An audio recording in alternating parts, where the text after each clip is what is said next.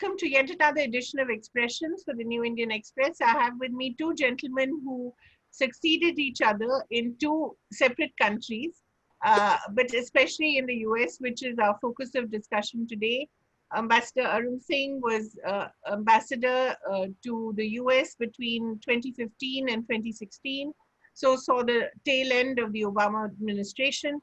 Ambassador Sanna succeeded him 2016 to 2018. So in a way, came in with Trump and all the high expectations that, well, initially I think confused expectations, and then eventually what seems to be a beautiful relationship between President Trump and Prime Minister Modi. We'll hear a lot of all that from both gentlemen. May I quickly begin with Ambassador Sanna, because he was most recently there.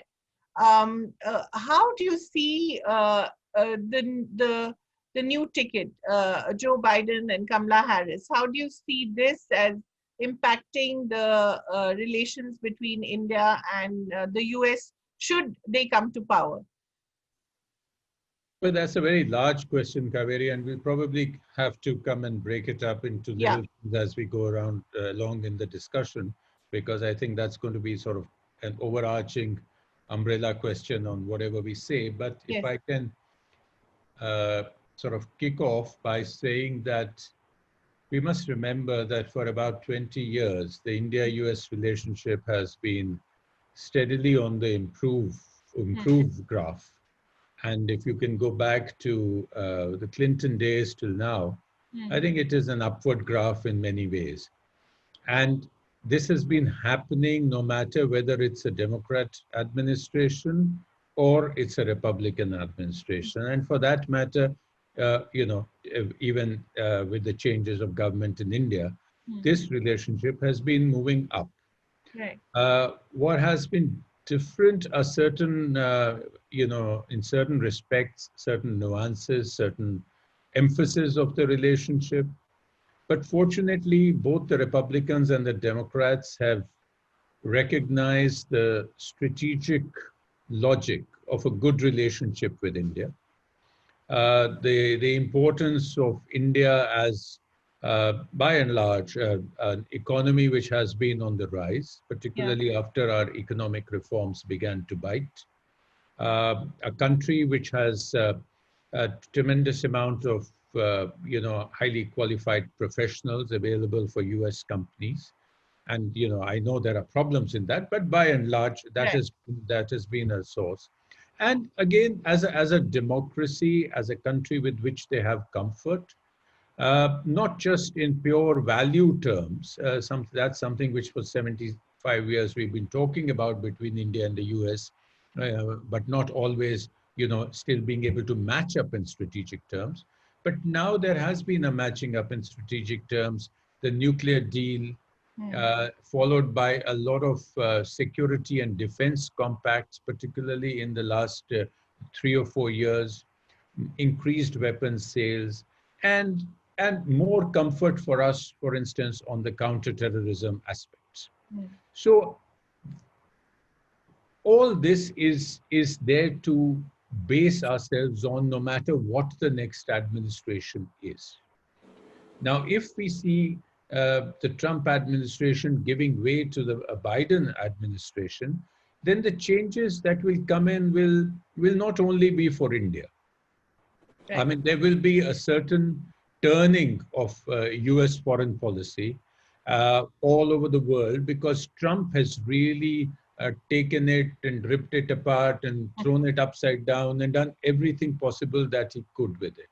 So it will be a change of stance of US foreign policy, looking out, going back into globalization, assuring allies, working with alliances, getting back into multilateral organizations like WHO, UNESCO, into compacts like the Paris Climate Agreement. So all this will change. Now with India, what will happen is that sooner or later, I think we will be able to get the story back. There will be glitches if it is the Biden administration. Everybody's talking about the fact that they are going to be much more demanding, as Democrats tend to be, Yes. on things like human rights and related issues. So to what extent that actually disturbs the strategic logic of the relationship, we'll have to see. But I think that's the challenge before Indian policymakers, Indian diplomats, is to keep the focus on the ball for the incoming administration and tell the India story in the right way, so that we can continue to move upwards. But there will be changes of nuance, and and I don't want to hog the conversation at this time, but happy to come back Sure. after Arun has spoken. Yes. In fact, Ambassador Singh, I wanted to bring you in right at this moment and ask, since you saw the tail end of the Obama administration, will it be more of the Obama view of the world? So in fact, should Biden come up? Should Biden take over? Well, not just the tail end of the Obama administration. In fact, I happened to be in the Indian Embassy in Washington through the bulk of the Obama administration. Exactly, yeah. I went there first in 2008 as the Deputy Chief of Mission. Unfortunately, I arrived just one day before the nuclear agreement was finally signed. Wow. So I didn't contribute to it, but I benefited a lot because I think it really helped the relationship. And then I was there till 2013 April. And I came back in 2015 and I was there till 2016. So I was there through the bulk of the Obama, or what has now been described as the Obama-Biden administration. Right. I saw them in play. So I would, and then although I left towards the end of 2016, I was present at both the Democratic and Republican conventions, where the formal nominations of the candidates were approved. I saw how that process and the political projection was happening there. So keeping that in mind, whoever wins, and I agree with Navtesh there, whoever wins in November, I think broadly we will be at a good place. But each administration will present its own set of challenges. If Trump wins, they've been supportive of us broadly on the issue of terrorism. Yeah. At the same time, they have gone ahead and done an agreement with the Taliban, not fully taking into account India's interests. They have been supportive of us on our security concerns, let's say related to China. They've talked of the Indo-Pacific, building a more cooperative relationship. They have increased levels of technology on offer to India, put India on strategic trade authorization level 1, which is meant for the closest partners. And at the same time, and then also in the context of what happened in Ladakh recently, repeatedly, they have called out what they have said, Chinese assertive and aggressive actions. Right. In eastern Ladakh, and equated that with what China has been doing in South China Sea, East China Sea. So they've taken a clear position. At the same time, they have gone ahead and taken actions against us on trade issues, yes, which which didn't happen during the Obama administration. For example, imposing tariffs on steel and aluminum imports on national security grounds. Now, if we are a strategic partner, how do you cite national security grounds? Or removing GSP benefits for exports from India for certain categories of products. Focusing on the bilateral trade deficit with India. When India, although it has a positive, it has a surplus with the US, is overall a trade deficit country. Yeah. And then the actions they've taken on the H-1B visas, for example, suspending them essentially, with some exceptions, till the end of the year.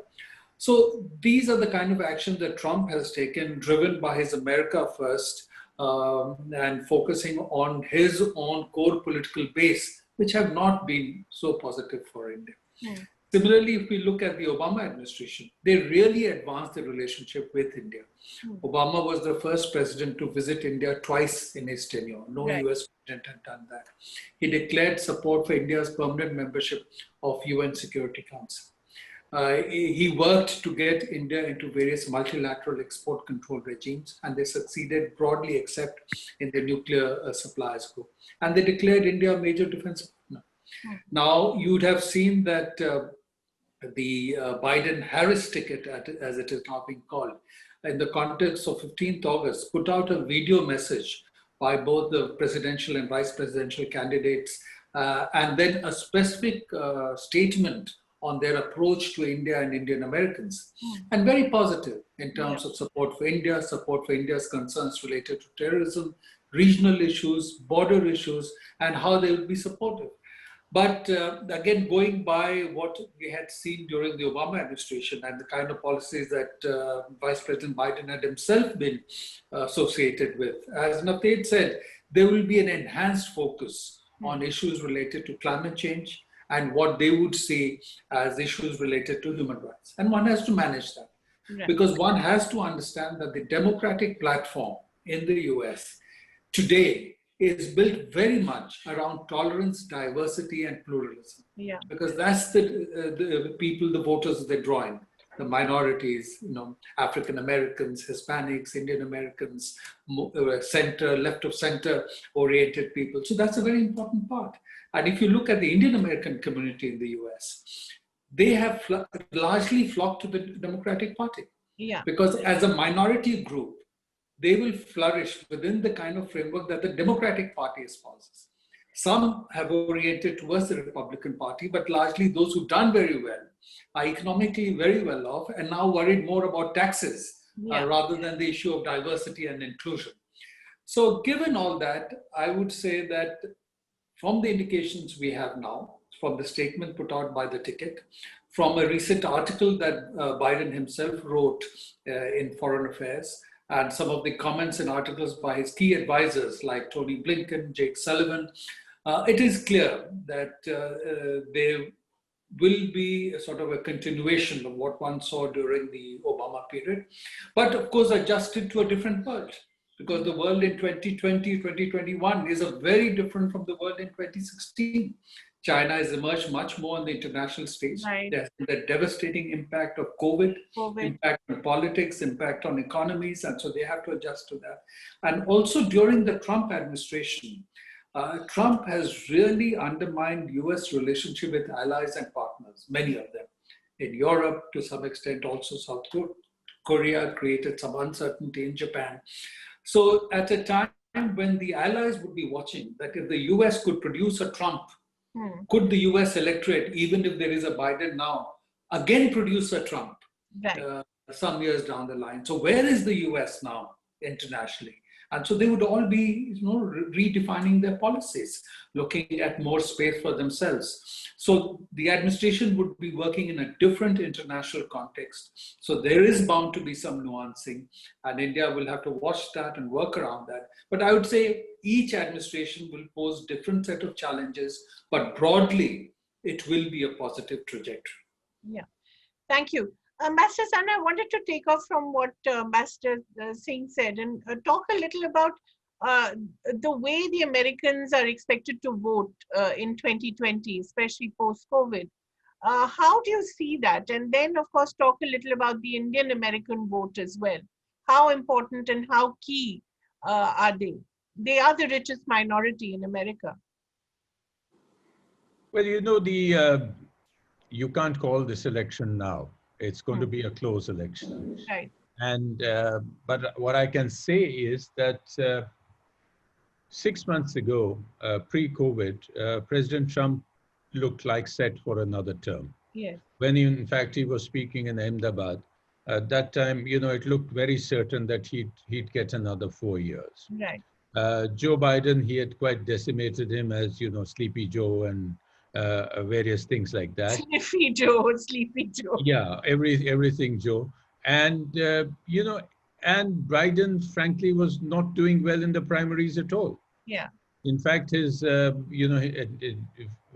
first 3 appearances, his campaign was in the ditch, more or less. And then it got saved in South Carolina, primarily by the black voters. Yeah. And so this is an important thing to remember. However, there have been things in the last 5 or 6 months which have hit Trump. One, of course, is his handling of the pandemic. Yeah. We've seen he first thought it will go away by a certain date and all that sort of thing. The way he has, been perceived in the country as favorite, being, taking the Republican states as favorites for facilities, etc. Yeah. So that's been one thing that's gone against him. Secondly, the economy. Yeah. And because that's something which he prided himself on, that look at the stock exchange, look at the economy. The stock exchange may still be doing well, but the economy is not doing well. So, they got the highest number ever have gone into the unemployment zone since the Depression. Right. There's going to be the largest contraction in the US economy in the last 70, 80 years. That's happening. So these are things on which he prided himself and which have gone wrong.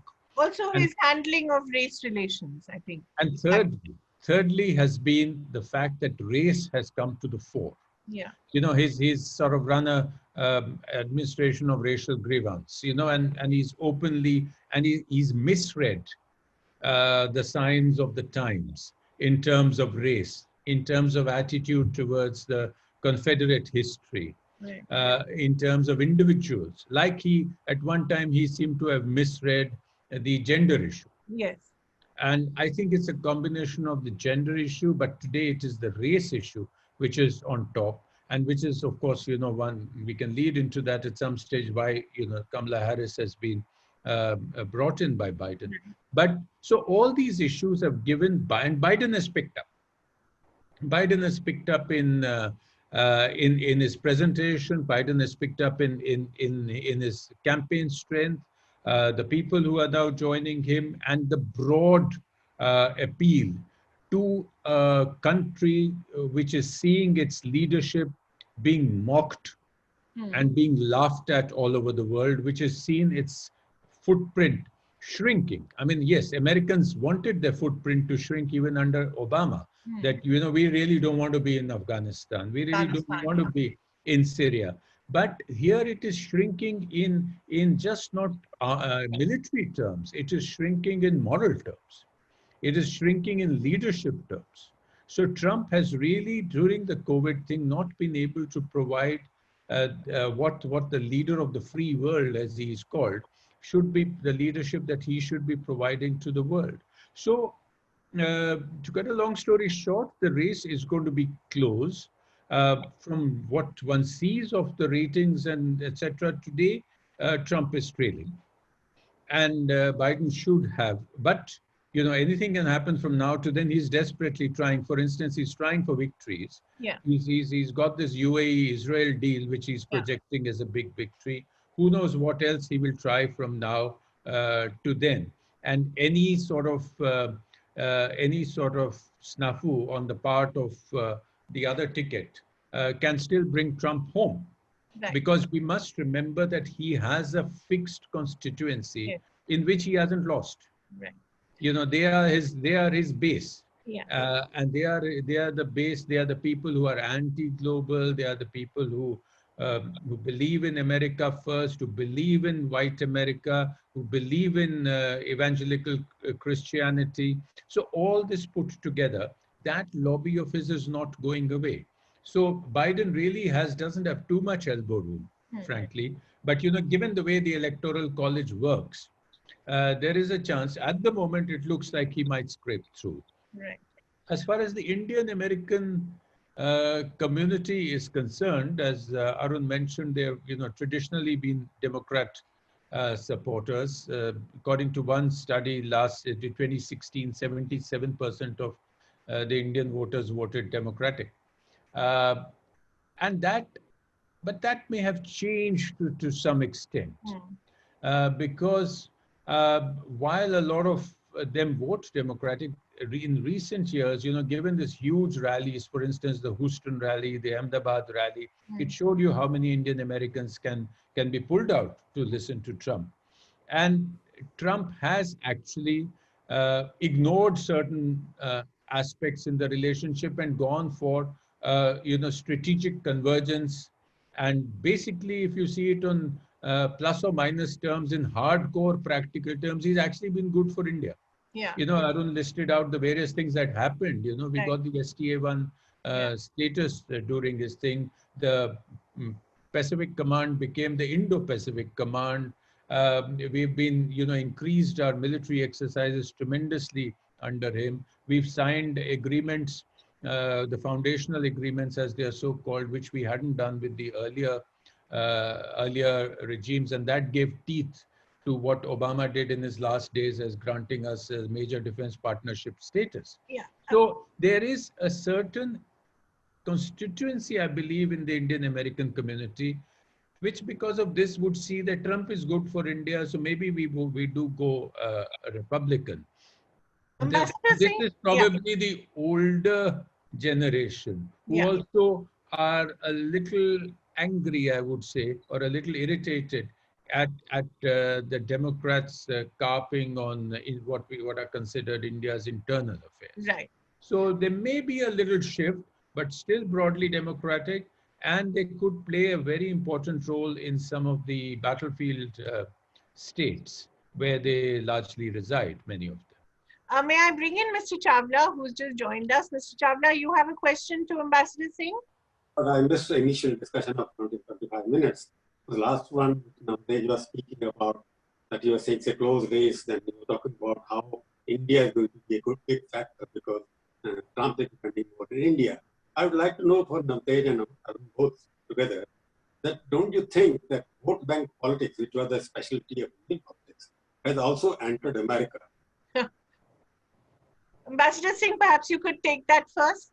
Yeah, so I would say that vote bank politics has been there in America always in one way or the other. And it's just that I think there are two dimensions now.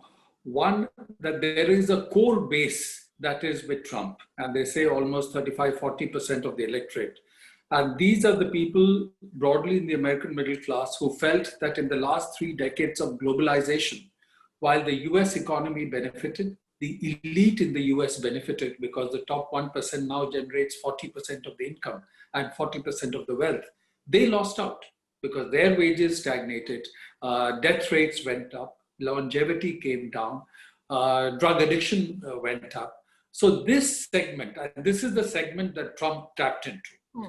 Because otherwise it was a sense that the East Coast and West Coast elites were talking about globalization, America being exceptional, reaching out all over, but their interests were not being factored in. And this is the kind of base that Trump has held on to. And despite all that has happened, despite whatever has been the impact of COVID, despite the impression of the president being unpredictable, not very savvy in terms of his practices, in terms of his pronouncements, undermining alliances, this base so far has still remained with him. And therefore the battle is for the Democrats to turn out the base and get the independents over to the Democratic side. Similarly, as Prabhu pointed out, I think on the Democratic side, there is a new kind of vote bank politics or voter base that is emerging, which draws upon center, left of center, white segment of the population, the college-educated segment of the population. Because again, in the US, they have found that those who enter colleges, they tend to move more towards the Democratic side, except for those who are very, very rich and looking at taxes. But those who are not college educated tend to be a little more Republican. So that's one segment. And then the minority voters. The Jewish voter. 80% of the Jewish votes have traditionally gone to the Democrats. Now, of course, Trump has shown himself to be a big supporter of Israel. He has now midwifed this agreement between UAE and Israel. So then that will attract a segment of the Jewish vote. But the African-American voter, traditionally also the Hispanic, but this time Trump seems drawing in some of the Hispanic votes and the Indian-American voter. So over time, the minority voter is gradually moving towards the Democratic side because that's where they feel that there is a framework for diversity and inclusion where they can get their aspirations met. Because if you look at the US Congress, for example, today we have 5 congressmen and senators of Indian origin. Right. And they're all Democrats. Right. None of them are Republican. Yeah. So that's a dimension that one has to keep in mind. And we have to see how it plays out in the modern context. Right. Ambassador Sanna, may I also ask you to respond to the deal between UAE and Israel that Trump brokered? As a former ambassador to Israel, in fact, both of you were former ambassadors, how important will this be in the election? Well, foreign policy issues, I would say, play a marginal role in the election. It probably ups Trump's perception a couple of points, but I don't think this is going to be an issue which is going to be debated as we get closer to the elections as a sort of make or break issue. I think it's because even I mean, the only thing that it will impact in debate terms, I would be that this deal has stopped Prime Minister Netanyahu's plans to annex Right. parts of the West Bank, because that was a divisive issue within American Jewry. There were certain parts, certain sections of American Jewry which would say do it, and there were certain who are as strong supporters of Israel as the other one, believed that this would be a wrong step and would forestall the two-state solution. To that extent, this might play in. And it will be to President Trump's credit, because I believe there will be a ceremony soon at which the leaders of the two countries would come to the White House and be sort of, there'll be a great photo op, which I'm sure will be milked for whatever it's worth. So while foreign policy issues don't really impact, this one to some extent, given the presence of the Jewish voters, would. But then I think the Jewish voters are, for a large variety of other reasons too, very strongly Democratic. Yeah. And despite the fact that the president's son-in-law himself is Jewish, etc., I'm not sure whether they would be able to move the majority of the Jewish votes towards Trump. Right. So that's... Yeah, let's talk a little, Ambassador Singh and Ambassador Sana, about the Biden-Harris ticket. Although we would like to assume that it's an American-Indian ticket, it is actually an American, it is a black and white male-female ticket, because those are the two boxes that I think Biden needed to tick quickly. And in fact, I just want to read out what Ambassador Sana wrote recently about our love for appropriating the diasporic Indian. If we don't throw a national party, we will not suffer a national heartbreak. So I think that was quite appropriate. But Ambassador Singh, what do you think about how this ticket will play out for India specifically? So, if we look at in terms of the Indian American community, clearly, as you mentioned, that Joe Biden selected Kamala Harris as the running mate, primarily keeping in mind the woman voter and the African American voter. Right. That makes up the bulk of her population. As Kamala Harris has herself said and written, that she grew up with a black identity, right, in a black neighborhood. She studied in a historically black college, right, and her initial politics when they became Deputy District Attorney, then the Attorney General in California, was largely along African American politics. So one has to accept and understand that, because that's very much a part of her identity. right. But if you see the kind of statements that she has made since becoming senator, and also the kind of statements that she's made once her ticket, her being on the ticket was announced, and the message that the ticket put out on 15th August, it is clear that she's also emphasizing the Indian American identity. And her mother, who is of Indian origin, has played a very important part in her formation, in her growing up. So that aspect has to be kept in mind. And I think it's maybe useful for us not necessarily to look at issues in terms of binaries, because if you now see reports coming out of the US, aside from the African American community, segments of the Indian American community, the West Indian community, Yes. which has a big voter base in Florida, has Yes. become very excited about her candidature because Because the father is of Jamaican, Jamaican yes. origin. So I think all these things will have an important role. And for the Indian American community in the US, which for a long time worked, at least the first generation, to go there, do their work, establish themselves economically, but not play a major role in politics, has really evolved over time.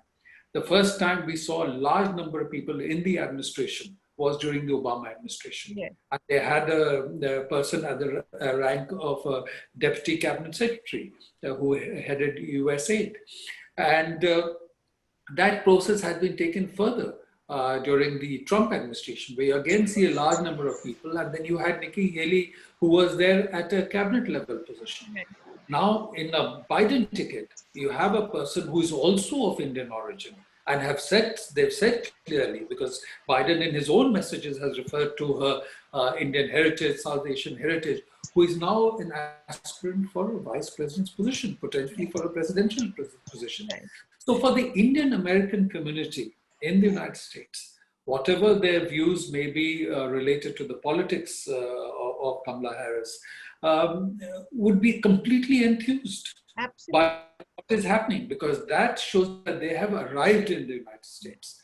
And again, if you look at Congress till 2016, altogether, historically, there were only 3 Indian Americans ever in Congress. Right. Since 2016, at any point of time, there are 5 Indian Americans in Congress. And hopefully this election, there would be more. So you can see that evolution happening. And I think Kamala Harris very much captures the change and the progress that is taking place. And one must recognize that and celebrate that and build on it, because there is the interest, of course, of India, but there is also the interest of the Indian diaspora in the United States that one must factor. Right. Ambassador Sanna, that is significant because she is clearly now going to be the Democratic front runner for presidential elections in 2024. Quite clearly, she will be Biden's successor, even if the Biden-Harris ticket were to not win. That would be a tremendous achievement. So how do you see her being on the ticket for the Indian American community and for India? Well, I agree with most of what Arun has said. Perhaps there's a difference of nuance, because I believe that I think it's very clear why she's on the ticket. She's on the ticket because she's perceived as Black. Right. She's on the ticket because she projects herself as Black. And I'm not talking of the last few days, which of course we will see, color can change. So color will change from now to November 3, depending which state who is speaking in. But the fact is that all her work till so far has not been the one associated with the Indian American community, but very mainstream racial politics of Black and white America. She grew up as a proud Black woman, as she said herself, went to the Black choir, she went to Howard University, and all that, which is fine. I think it is politically correct from her point of view, because that's where, the politics plays into, because historically, culturally, politically, America is about Black and white. So when the race fight is really on, the race debate is really on, the main counterpoint of white is Black. And that is why the importance of the Black voters to the Democratic Party is huge. Even within that, the importance of African American women, who are actually the bedrock of the Democratic support, is huge. And 100 people, 100 Black leaders, activists, athletes, wrote to Biden last week, I believe, just a couple of days before the final selection, that you have to have an African-American woman as your running mate. So he had shortlisted, I think, 10 or 11 people. His teams went through them. He personally interviewed 5 Black women. Who projected themselves as Black. They didn't project themselves as Indian American or West Indian. So I would say that is the heart of the matter. On top of that, there are other pickings. You can pick on the Indian American vote. You can pick on the West Indian vote. Because then you can say she's a woman of color. A woman of color is broader than saying an African American or a Black. So yes, you can take advantage. And all this is par for the course. This is real politics. And anybody in her position or in Biden's position who's in for a presidential ticket would definitely play that. As far as the Indian Americans are concerned, I think, of course, they will be celebrating. There will be, in some ways, this is a sort of validation of the Indian American community's success, and so on. They will, however, I mean, my point in all this has simply been one. Hmm. She will, if she wins, or the Biden ticket wins, and she is vice president, because of who she is, she will have a very influential voice on the India file. Right. And when she has that, you have to see what are the positions she's going to take on India. Right. And she is a solid, almost middle of the road, bit to the left, mainstream Democrat with Democrat positions. Will that And not irritate India, Ambassador Sarna? this is the point I'm saying, that she will not move from those positions. Right. So she will take India at its merits, our policies at their merits, according to her point of view. Right. And we should take her at her merits. Right. Not because her mother was Indian, not because she likes idlis. But doesn't know how to make them. She went walking with her grandfather on the Madras beach. All that is nice. It's a nice story. But when people sit at the vice president level, they will take positions on the basis of what they believe and what their party believes and what their party position is. You might get a little segue. It will give us a little advantage. Some rich Indians will fund her definitely. They might be able to open some doors for us. We might have a conversation, icebreaker about India if somebody goes to meet her.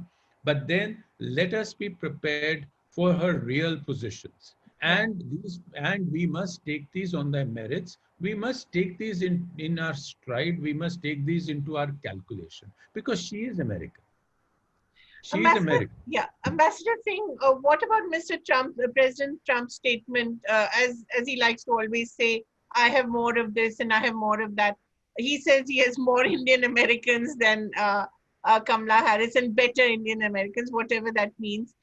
Do you see a possibility of Pence being replaced by Nikki Haley, or he's too comfortable with him? No, I don't see any possibility of that. But I think basically, one, of course, President Trump, as you know, has been very provocative in various messages that he puts out. But I interpret this message more that as a signal that the Indian American vote matters. Yes. And he's trying to make sure that portion of the Indian American vote that he had attracted towards himself and towards the Republican Party is not siphoned off because of Kamala Harris being on the ticket. In fact, as Navtej mentioned, President Trump had gone to the Houston rally. And for the President of the United States, this was the first time that he went to a rally held in honor of a visiting foreign leader in the United States. And then he spoke there, and not only did he speak, he stayed on for the hour so that the Indian Prime Minister spoke. It was very unusual. And that itself was a signal that the Indian American vote was important to him, because in certain states, he was hoping that perhaps that will bring about some change, or the Indian American funding for his campaign was important, because even in 2016, when there was a lot of resistance to his candidature, in fact, when I was at the Republican convention, many Republicans were, complaining quietly that they were unfortunately nominating the one candidate who could lose to a Hillary Clinton. But they were happy that the Democrats were going to nominate the one candidate that could lose to a Donald Trump. And so given that, at that time, he was not getting much support. But even then, one section of the Indian American community came forward to support Donald Trump and raise funds for him. And according to some reports, they had raised a significant amount of money for him. So much so that, if I remember right, on 16th October 2016, he went and addressed an Indian American rally in New Jersey. Yes. So the Indian American vote, Indian American funding is important. And I think that's the reason why he came to India in February, in the last year of his term, and went to this event in Ahmedabad. So this is more just a signal to say that, okay, you have Kamala Harris, who is in a sense also of Indian origin. It has enthused very, very significantly segments of the Indian American community. Because if you see the comments that are there, not just in the social media, and if you look at the funding, in the first 48 hours of her nomination, the ticket raised $48 million. Right. It was twice as much as Joe Biden had raised in all of 2019. Right. So her candidature has enthused the Democratic supporters, the Democratic fundraisers, the Indian Americans also. And so and therefore, I think Trump's effort was try to see if he could puncture some holes in this. Yeah. And that was all that it was about. He's actually, if I can just come in on that point, he's actually gone a step further. You know, the Trump campaign has formed 4 sort of ginger groups. Today you have Indian voices for Trump, Hindu voices for Trump, Sikh voices for Trump, and Muslim voices for Trump. And these are all within the Indian American community. Right. So you know, they are going to be addressing, working on different aspects of the community. So he does have his support in the Indian American community. May I just ask each of you a last question? Have we achieved finally a sort of de-hyphenation from Pakistan in the eyes of America? Ambassador Sarna? Well, I think broadly, yes, we have achieved, because if you look at sort of the 80s and, you know, right, in fact, if you look at right from the mid 60s onwards, when you know, this came to the fore, right to, I suppose, Bill Clinton's days. Yes. It was very difficult to break this hyphenation. Whatever happened at that time, I would say perhaps Arun has dealt with this file in greater detail, but I think I would say that it was Kargil which was the definitive moment when this hyphenation actually broke. And for by and large, most of the time, because of the larger India-US relationship today, it doesn't stay, the hyphenation. However, there are times when this comes back. It is a constantly moving target in Washington, D.C. And this is just come back, particularly on the Hill. Right. Because there is very extensive lobbying by Pakistan on various issues. It comes back on human rights issues. It comes back on defense issues. Yeah. And I think this is something which we will constantly have to carry on and repeatedly make sure that the India-US relation stands on its own legs. For instance, it comes into the debate on Afghanistan. Right. On Afghanistan, because if for US for its own purposes needs Pakistan to resolve their own problems in Afghanistan, and hence it becomes not explicitly a hyphenation, but certainly in Indian view, Indian eyes, it becomes a certain lenient treatment to Pakistan for certain things. So this has to, again, to be taken in a very realistic fashion. This happens. Pakistan has been sort of long-term, I would say a kind of favorite of certain constituencies in Washington, D.C. And that remains, goes up and goes down. But I think for the last 20 years, by and large, we have managed a de-hyphenation, and we have to keep it that way. Right. Ambassador Singh, may I ask you about India-US as a sort of polar opposite of China-Pakistan? Is that a possibility? Can we become as close to the US as we perhaps once were to the USSR? So, I'll respond to your question, but building on what Navdeep said, historically, I found that 4 factors have impacted on the India-US relationship. One is, what is the US global priority at any point in time? As a result of the US global priority, what is the role that they see for Pakistan? And that impacts on us. Third, in terms of their global priority and strategies, what is the role that they see for China? And then that impacts on us. And fourth, what is the strength of the bilateral relationship? And therefore, if you look at these 4 factors, you can explain the India-US relationship at any point of time. So the Pakistan-India hyphenation has been there when Pakistan has been relevant to the US, as it was there for some time during the Cold War, when it was part of the US-led military alliance system. Or it was there when the Soviet troops were present in Afghanistan and the US needed Pakistani soil to train militant jihad against the Soviet Union. And it is to some extent relevant now when it wants Pakistan to help them in the deal with the Taliban. But I think the US global priority today is to deal with the challenge from China. Right. The economic, military, technological challenge. And therefore, they see the India relationship beyond the strength in the bilateral relationship and the opportunities for economic, technological, and military cooperation at the bilateral level. They see the India relationship also very much in the context of the challenge that they're facing from China.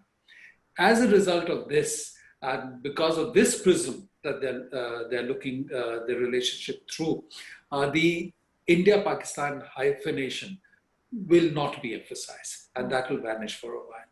And now, given their focus on China, I think clearly there's much more space today for the India-US relationship. And that's the reason why we discussed, as we discussed earlier, the Pacific Command has been renamed the Indo-Pacific Command. The US has the Indo-Pacific strategy, where India is very much a part of whatever they're trying to do in the Pacific Ocean and also now the Indian Ocean. They're looking at enhancing cooperation in the framework of the Quad, which includes, aside from US, India, also Australia and Japan. And so, and then in the context of the recent challenge from China, it is the US that has been the most supportive of India. If you look at what happened in February last year in the context of Pulwama, again, it was the United States that had been the most supportive of India, and the US is also supportive of India in the UN Security Council, along with France and some others. So given that, I think there will inevitably be increasing cooperation between India and the US. But it will not quite be for some time the nature of the India-USSR relationship, because at that time, India did not have other options. Right. Today, India has other options. And also the challenges would be that, for example, as we build with the US, we have to also maintain our relationship with Russia. Right. Because we want to maintain the strategic autonomy of our decision-making. And more than 60% of our defense supplies are still of Russian origin. Right. So at a time when the US has a lot of difficulty in its relationship with Russia, and especially if it is going to be a Biden administration, the relationship with Russia will get even more difficult. Right. So despite that, we have to maintain our relationship with Russia. So there will be areas where there will not be a full convergence between the US and India. And the second fact is that the US is clearly the dominant global power still, always meeting some challenges. So when it decides on certain strategies, it decides on its own. And then it expects its partners to fall in line. Even the European countries complain of that. Yeah. Now, certainly India doesn't want to be in a position that once US takes a decision, automatically you line up behind the US. Yeah. You cannot do that, because there'll be opposition in India and it may not meet your interests. Yeah. So I would feel that I think for sustaining the India-US relationship, it is important that we build on different dimensions of the partnership, but maintain the autonomy of our decision-making. And both should understand, both countries, that there will be convergence in many areas. We should work together where there's convergence, but we should both allow space for differences and divergence and not allow that to disrupt the relationship. It is only within that framework that we will be able to advance step by step. Thank you both, gentlemen. It was really like a master class in diplomacy, in understanding Indo-US relations and understanding how the US, where the US is situated right now internally as well, and the Indian-American voter, and certainly Kamala Harris, the woman of the hour. Thank you very much, ambassadors, and all the best. Thank you. Thank you so much.